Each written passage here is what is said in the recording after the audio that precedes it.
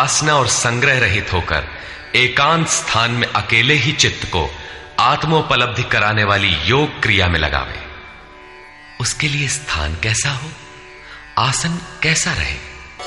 शुचौ देशे प्रतिष्ठाप्य स्थिरमासनमात्मनः नात्युच्छ्रितं नातिनीचं चैलाजिनकुशोत्तरम्।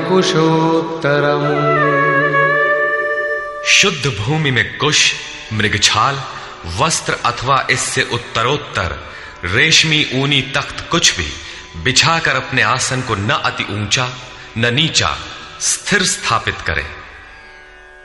शुद्ध भूमि का तात्पर्य उसके झाड़ने बुहारने सफाई करने से। जमीन पर कुछ बिछा लेना चाहिए, चाहे मृगछाल हो या चटाई अथवा कोई भी वस्त्र, तख्त, जो भी उपलब्ध हो, कोई एक वस्तु बिछा लेना चाहिए। आसन हिलने डुलने वाला ना हो, न जमीन से बहुत ऊंचा हो और न एकदम नीचा। पूज्य महाराज जी लगभग 5 इंच ऊंचे आसन पर बैठते थे। एक बार भाविकों ने लगभग 1 फीट ऊंचा संगमरमर का एक तख्त मंगा दिया। महाराज जी एक दिन तो बैठे, फिर बोले, नहीं हो, बहुत ऊंचा हो गया, ऊंचे नहीं बैठे के चाही साधु के, अभिमान हो ही जावा करत है, नीचे हूं न बैठे के चाही, हीनता आवत है, अपने से घृणा आवत है। बस उसको उठवाया और जंगल में एक बगीचा था, वहां रखवा दिया। वहां न कभी महाराज जाते थे और न अब ही कोई जाता है। ये था उन महापुरुष का क्रियात्मक शिक्षण। इसी प्रकार साधक के लिए भी बहुत ऊंचा आसन नहीं होना चाहिए, नहीं तो भजन पूर्ति बाद में होगी, अहंकार पहले चढ़ बैठेगा। इसके पश्चात तत्रैकाग्रं मनः कृत्वा यत चित्तेन्द्रियक्रियः उपविश्यासने युञ्जात् योगमात्मविशुद्धये। उस आसन पर बैठकर ही ध्यान करने का विधान है। मन को एकाग्र करके चित्त और इंद्रियों को, क्रियाओं को वश में रखते हुए अंतःकरण की शुद्धि के लिए योगाभ्यास करें। अब बैठने का तरीका बताते हैं। समं काय शिरो ग्रीवं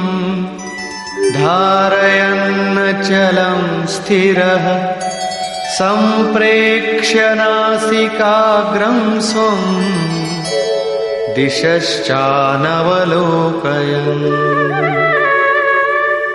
शरीर, गर्दन और सिर को सीधा, अचल, स्थिर करके जैसे कोई पटरी खड़ी कर दी गई हो, इस प्रकार सीधा दृढ़ होकर बैठ जाए और अपनी नासिका के अग्रभाग को देखकर, नासिका की नोक देखते रहने का निर्देश नहीं है, बल्कि सीधे बैठने पर नाक के सामने जहां दृष्टि पड़ती है वहां दृष्टि रहे।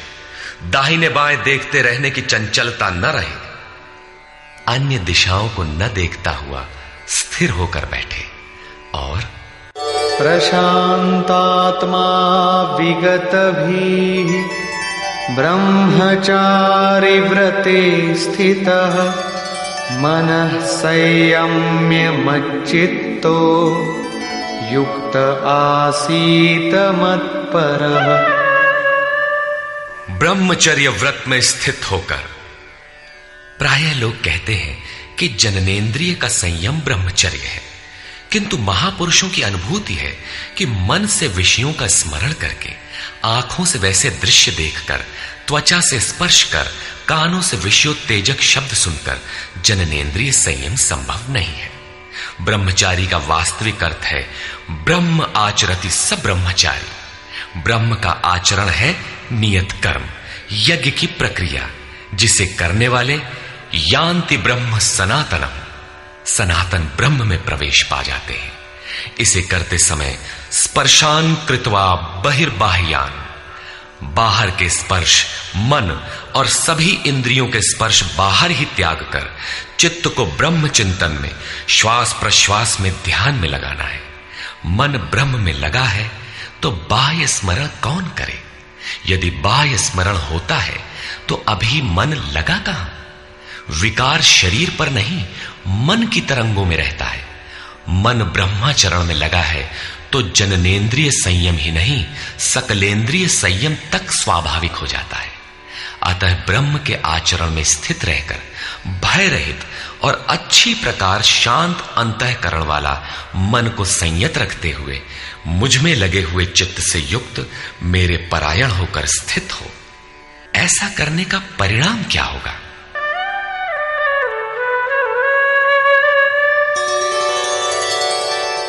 युञ्जन्नेवं सदात्मानं योगी नियतमानसः शान्तिं निर्वाण परमा मत्संस्थामधिगच्छति। इस प्रकार अपने आप को निरंतर उसी चिंतन में लगाता हुआ संयत मन वाला योगी मेरे में स्थिति रूपी पराकाष्ठा वाली शांति को प्राप्त होता है। इसलिए अपने को निरंतर कर्म में लगाए। यहां यह प्रश्न पूर्ण प्राय है। अगले 2 श्लोकों में वे बताते हैं कि परमानंद वाली शांति के लिए शारीरिक संयम, युक्ताहार, विहार भी आवश्यक है। नात्यश्नतस्तु योगोऽस्ति न चैकान्तमनश्नतः न चाति स्वप्नशीलस्य जाग्रतो नैव चार्जुन। अर्जुन, ये योग न तो बहुत खाने वाले का सिद्ध होता है और न बिल्कुल न खाने वाले का सिद्ध होता है, न अत्यंत सोने वाले का और न अत्यंत जागने वाले का ही सिद्ध होता है। तब किसका सिद्ध होता है?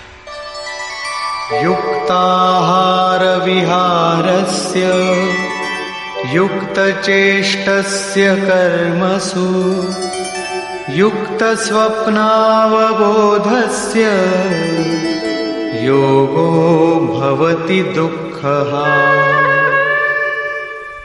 दुखों का नाश करने वाला ये योग उचित आहार विहार, कर्मों में उपयुक्त चेष्टा और संतुलित शयन जागरण करने वाले का ही पूर्ण होता है।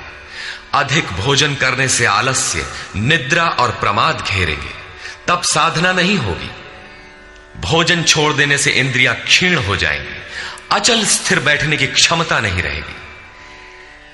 पूज्य महाराज जी कहते थे कि खुराक से 1.5-2 रोटी कम खाना चाहिए। विहार अर्थात साधन के अनुकूल विचरण, कुछ परिश्रम भी करते रहना चाहिए। कोई कार्य ढूंढ लेना चाहिए, अन्यथा रक्त संचार शिथिल पड़ जाएगा, रोग घेर लेंगे। सोना और जागना आयु, आहार और अभ्यास से घटता बढ़ता है। महाराज जी कहा करते थे, योगी को 4 घंटे सोना चाहिए और अनवरत चिंतन में लगे रहना चाहिए। हट करके न सोने वाले शीघ्र पागल हो जाते हैं। कर्मों में उपयुक्त चेष्टा भी हो, अर्थात नियत कर्म आराधना के अनुरूप निरंतर प्रयत्नशील हो। बाह्य विषयों का स्मरण न कर सदैव उसी में लगे रहने वाले का ही योग सिद्ध होता है। साथ ही यदा विनियतं चित्तम् आत्मन्येवावतिष्ठते निःस्पृहः सर्वकामेभ्यो युक्त इत्युच्यते तदा। इस प्रकार योग के अभ्यास से विशेष रूप से वश में किया हुआ चित्त जिस काल में परमात्मा में भली प्रकार स्थित हो जाता है, विलीन सा हो जाता है, उस काल में संपूर्ण कामनाओं से रहित हुआ पुरुष योग युक्त कहा जाता है।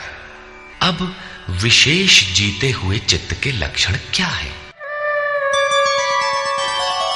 यथा दीपो निवातस्थो नेङ्गते सोपमा स्मृता योगिनो यतचित्तस्य युञ्जतो योगमात्मनः। जिस प्रकार वायु रहित स्थान में रखा गया दीपक चलायमान नहीं होता, लौ सीधे ऊपर जाती है, उसमें कंपन नहीं होता, यही उपमा परमात्मा के ध्यान में लगे हुए योगी के जीते हुए चित्त की दी गई है। दीपक तो उदाहरण मात्र है। आजकल दीपक का प्रचलन शिथिल पड़ रहा है। अगरबत्ती ही जलाने पर धुआं सीधे ऊपर जाता है यदि वायु में वेग न हो। यह योगी के जीते हुए चित्त का एक उदाहरण मात्र है। अभी चित्त भले ही जीता गया है, निरोध हो गया है, किंतु अभी चित्त है। जब निरुद्ध चित्त का भी विलय हो जाता है तब कौन सी विभूति मिलती है, देखें। यत्रो परमते चित्तम निरुद्धं योग सेवया यत्र चैवात्मनात्मानं पश्यन्नात्मनि तुष्यति।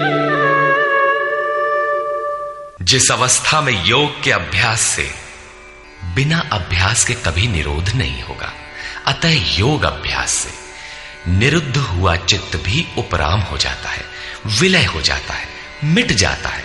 उस अवस्था में आत्मना, अपनी आत्मा के द्वारा, आत्मानम, परमात्मा को देखता हुआ, आत्मनि एव, अपने आत्मा में ही संतुष्ट अपनी ही आत्मा से होता है।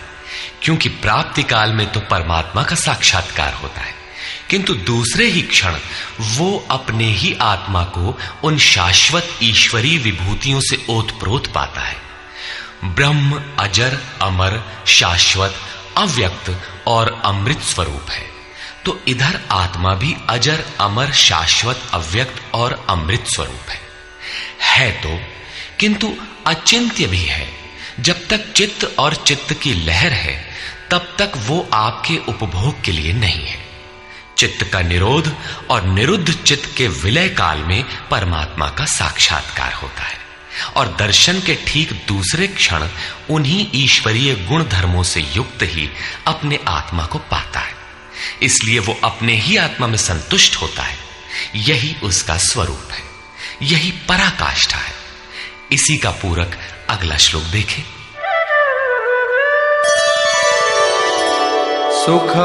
सुखमात्यन्तिकं यत्तत् बुद्धिग्राह्यमतीन्द्रियं वेत्ति यत्र न चैवायं स्थितश्चलति तत्वतः। तथा इंद्रियों से अतीत केवल शुद्ध हुई सूक्ष्म बुद्धि द्वारा ग्रहण करने योग्य जो अनंत आनंद है, उसको जिस अवस्था में अनुभव करता है और जिस अवस्था में स्थित हुआ योगी भगवत स्वरूप को तत्व से जानकर चलायमान नहीं होता, सदैव उसी में प्रतिष्ठित रहता है। तथा यं लब्ध्वा चापरं लाभं मन्यते नाधिकं ततः यस्मिन् स्थितो न दुःखेन गुरुणापि विचाल्यते। परमेश्वर की प्राप्ति रूप जिस लाभ को, पराकाष्ठा की शांति को प्राप्त कर उससे अधिक दूसरा कुछ भी लाभ नहीं मानता, और भगवत प्राप्ति रूप जिस अवस्था में स्थित हुआ योगी बड़े भारी दुख से भी चलायमान नहीं होता, दुख का उसे भान भी नहीं होता, क्योंकि भान करने वाला चित्त तो मिट गया। इस प्रकार तम विद्या दुख संयोग वियोगम योग संगीतम सनिश्चयेन योक्तव्यो योगो निर्विण्ण चेतसा। जो संसार के संयोग और वियोग से रहित है उसी का नाम योग है। जो आत्यंतिक सुख है उसके मिलन का नाम योग है। जिसे परम तत्व परमात्मा कहते हैं उसके मिलन का नाम योग है। वो योग न उकताए हुए चित्त से निश्चय पूर्वक करना कर्तव्य है।